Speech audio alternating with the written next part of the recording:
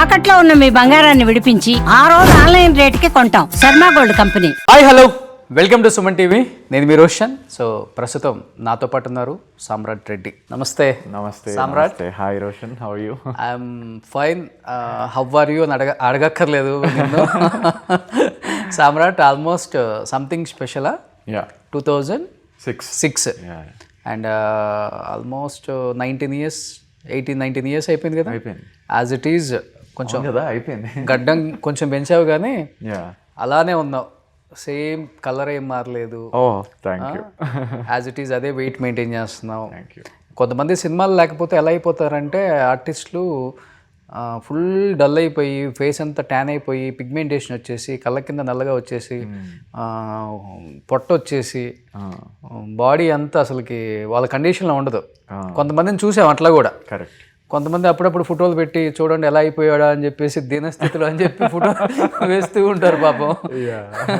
Exact problem అది అయ్యి ఉండదు. అప్పటి వరకు హీరో కాబట్టి మెయింటైన్ చేసి మంచి ఫ్రూట్స్ మంచి డైట్ జిమ్ చేసి బాగా మెయింటైన్ చేస్తారు.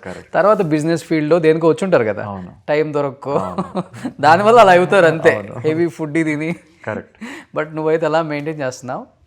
19 years ఆల్మోస్ట్. నాకు బాగా గుర్తు కొంచెం ఇష్టం కొంచెం కష్టం కానీ, బావా కానీ, ఆహనా పెళ్ళంట, poison, Ek mini Katha, Ek police, Malini and co last 2015. అంతేనా? అంతే అంతే. ఏమైపోయావు 11 సంవత్సరాలు ఇండస్ట్రీకి దూరంగా ఉండిపోయి ఏం చేస్తున్నావు అసలుకి? అంటే మరీ దూరంగా ఏం లేను.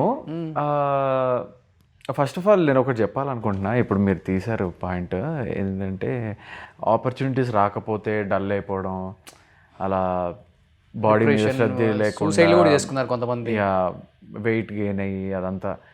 సో ఒకటే అంట, like passion is always a passion. As an actor ఎప్పుడు నీకు ఏ అవకాశం తడుతుందో తెలీదు. So if you just believe in yourself as an actor, మీరు ఏ బిజినెస్ చేసినా ఎన్ని మంత్స్ గ్యాప్ తీసుకున్నా కూడా you will be waiting for a very nice opportunity which you will definitely get. ఎందుకంటే లైఫ్ ఈజ్ అ సర్కిల్. ఒక దగ్గర పీక్లో ఉన్నప్పుడు ఎంజాయ్ చేస్తావు, డౌన్ అవుతున్నప్పుడు కూడా you should maintain your self, because as an actor your body is your investment. అవును. So అది డల్ చేసుకుంటే కనుక ఆ సర్కిల్ ముగిసే వరకు, ఆ పీక్ టైం వచ్చే వరకు you will be not fit. అవును. So then you are collapsed. So అది కాకుండా నేను కూడా బిజినెస్ సైడ్ వెళ్ళాను. డాడీకి కొంచెం సిక్ అయినాక బిజినెస్ సైడ్ వెళ్ళాను. Okay. Learned all the things in businesses as a fresher. ఇప్పుడు కొంచెం అంటే we had a mining business, stone crusher ఉండేది. So again we started our own private, అంటే కంపెనీ కాదు, లైక్ ప్రైవేట్గా we do this construction, civil constructions and stuff, as a studio apartments construct చేయడం అలా. So దాంట్లో కూడా బిజీ అయ్యాను ఒక పార్ట్నర్తోని. థ్యాంక్ గాడ్ ఈ మధ్య పార్ట్నర్స్ కూడా నమ్మడానికి లేదు, but I have got a nice partner. So అట్లా సాగుతుంది అనమాట లైఫ్. మీన్ వైల్ గ్యాప్ ఎందుకు వచ్చిందంటే ఒకటే చెప్తాను, అది నన్ను చూడంగానే ఒక రిచ్ కిడ్, ఒక సాఫ్ట్ లుక్, ఒక లవర్ బాయ్, ఒక స్మూత్ క్యారెక్టర్సే ఇచ్చారు ఎప్పుడు. కానీ few experimented with me which I got a good name. అవి హిట్ ఫట్టో తెలీదుగా, but few bought me a good name. Like బాబాలో సిద్ధార్థ్ గారితో నెగిటివ్ రోల్ చేశాను, చాలా అప్రిసియేషన్ వచ్చింది ఆ మూవీకి. మళ్ళీ కిట్టు ఉన్నాడు జాగ్రత్త, ఆ మూవీలో కూడా అర్బాజ్ ఖాన్ వాళ్ళ తమ్ముడులాగా నెగిటివ్ క్యారెక్టర్ చేశాను, హీరోయిన్ కిడ్నాప్ అదంతా. సో దానికి అప్రిసియేషన్ వచ్చాయి. So I want to experiment lot of different characters and as an actor. ఎందుకంటే నేను యాక్టింగ్ ఇన్స్టిట్యూట్స్కి వెళ్ళాను, స్కూల్స్కి వెళ్ళాను, సూత్రధార్ వినయ్ వర్మ గారు దగ్గర నేర్చుకున్నాను. సో అక్కడ ఏంటంటే you are pushed to do certain characters where it is not comforting you. అంటే ఒక యాక్టర్ లాగా, ఒక బెగ్గర్ లాగా చేయమన్నా కూడా you need to impress everyone as a beggar. అంటే బిలీవ్ చేయాలి, నేను ఎందుకు చేయాలి ఇది అనుకోకుండా మట్టెందుకు నాకు కింద కూర్చోాలా అవన్నీ అనుకుంటే కనుక వేస్ట్. సో ఒక ఆడియన్స్ని నువ్వు బిలీవ్ చేసి వాళ్ళలో ఎమోషన్ని బ్రింగ్ చేసి అరే సామ్రాట్ కాదు అక్కడ ఒక బెగ్గరు, ఒక పిచ్చోడు, ఒక రఫ్ ఫెలో అలా కనిపిస్తున్నాడు అంటే you are success as an actor. So అట్లాంటి రోల్స్ నాకు ఇప్పటివరకు చాలా తక్కువ పడ్డాయి. అండ్ ఐఎమ్ స్టిల్ హోపింగ్ అట్లా ఏమన్నా ఎక్స్పెరిమెంటల్ క్యారెక్టర్స్ ఉంటే I'm always in for them. Okay, yeah. Industry అలా కూడా చూడండి, కొంచెం రిచ్ క్యారెక్టర్స్, సాఫ్ట్ క్యారెక్టర్స్. ఒక పీక్ ఆఫ్ టైంలో ఫియాన్సీ క్యారెక్టర్లు, సమంత గారు ఫియాన్సీ క్యారెక్టర్లు, అందరికి హీరోయిన్స్ అందరికి పెళ్లి పీటల పైన కూర్చొని పెళ్లి క్యాన్సిల్ కావడం, అలాంటి క్యారెక్టర్లు వరుసగా వచ్చాయి ఒక పీరియడ్లో. ఐ సెడ్ ఓకే ఇనఫ్, నేను కొంచెం గ్యాప్ తీసుకుంటేనే okay things will calm down and again they restart thinking అని. అలాంటి క్యారెక్టర్స్ వస్తున్నాయనే గ్యాప్ తీసుకుందాం. ఎగ్జాక్ట్లీ. ఓ ఫియాన్సీ అవన్నీ చేసి వెక్స్ అయిపోయాను. ఓకే 1, 2, 3 ఓకే మంచిగా అనిపిస్తున్నాయి అనేసి ఒక 5 చేశాను. 5 చేసినాక కూడా 15 వచ్చాయి. ఓకే, ఇంకా I said no I can't do that. కానీ సమ్రాట్ ఇండస్ట్రీలోకి నువ్వు వచ్చిన తర్వాత కొంతమంది డైరెక్టర్స్, ప్రొడ్యూసర్స్, హీరోస్ రియాక్షన్ ఏంటి అసలుకి? ఎందుకంటే నువ్వు అన్నట్లుగానే రిచ్ కిడ్ లాగే కనపడతావు రియల్ లైఫ్లో 2 విధాల. చాలా సాఫ్ట్ ఉంటావు, మంచి హైట్, వెయిట్, కలర్ కూడా. ఏంటి అసలు అప్పుడు ఆ టైంలో ఎలా డిస్కస్ చేసుకునే వాళ్ళు? మంచి మూవీస్ పడ్డాయి ఫస్ట్లో. కరెక్ట్. సామ్రాట్ని మనం క్యాస్ట్ చేసుకోవాలి ఈ క్యారెక్టర్ అనుకునే రోజులు అనుకో అవి చెప్పాలంటే. నాకు గుడ్ థింగ్ ఏంటంటే హీఈస్ నాట్ అన్ యాక్టర్, ఏదో అలా చేస్తున్నాడు అన్న పేరు లేదు. So whatever role is given ఒక 1-2 takes జస్టిఫై చేసేస్తా. అండ్ ఇట్ గివ్స్ ద అంటే నేను మర్చిపోయే ఫేస్ కాదు.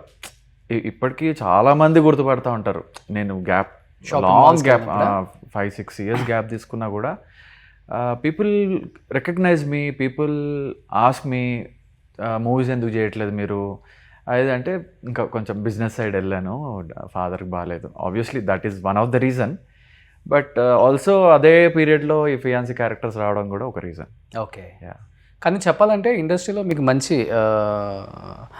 రెప్యుటేషన్ ఉంది అండ్ ఇంకొకటి మంచి సర్కిల్ ఉంది. మీ సిస్టర్ ఆల్రెడీ ఫ్యాషన్ డిజైనర్ కాబట్టి. And correct, as a family we are well known everywhere. అదే ఇండస్ట్రీలో 40 years నుంచి అందరికీ మీకు బాగా క్లోజ్. కరెక్ట్. సామ్రాట్ని క్యారెక్టర్స్కి మంచిగా కాస్ట్ చేయొచ్చు అంటే చేయొచ్చు, చేయకూడదు అనుకుంటే చేయకూడదు, రెండు కూడా ఉంది. కరెక్ట్. వాళ్ళ వర్షన్. కరెక్ట్. కానీ ఎక్కడ కొంత పాలిటిక్స్ జరిగింది సామ్రాట్ రెడ్డి విషయంలో. ఇది రెడ్డి క్యాస్ట్ అనేది కొంచెం ఇబ్బంది ఉందా, లేకపోతే నిజంగా పాలిటిక్స్?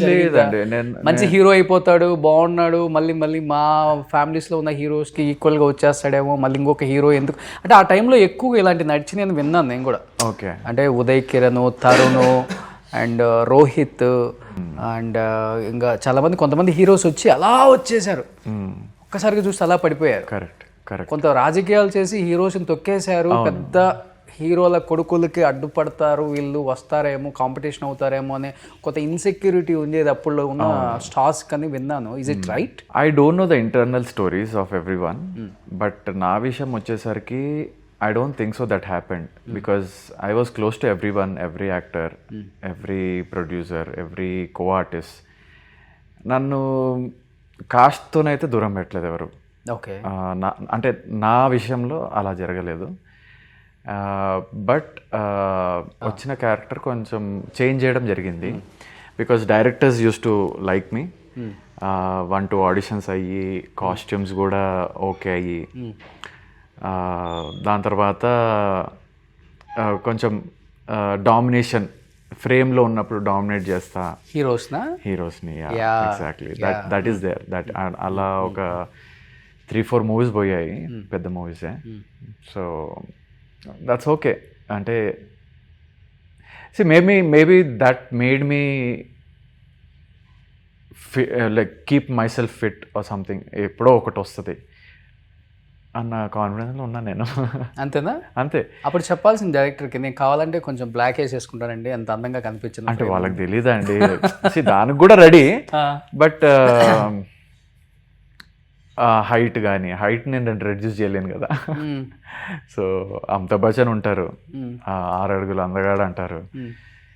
బట్ కొన్ని విషయాలలో క్లిక్ కాకపోతే సైడ్కి పెట్టేస్తారు.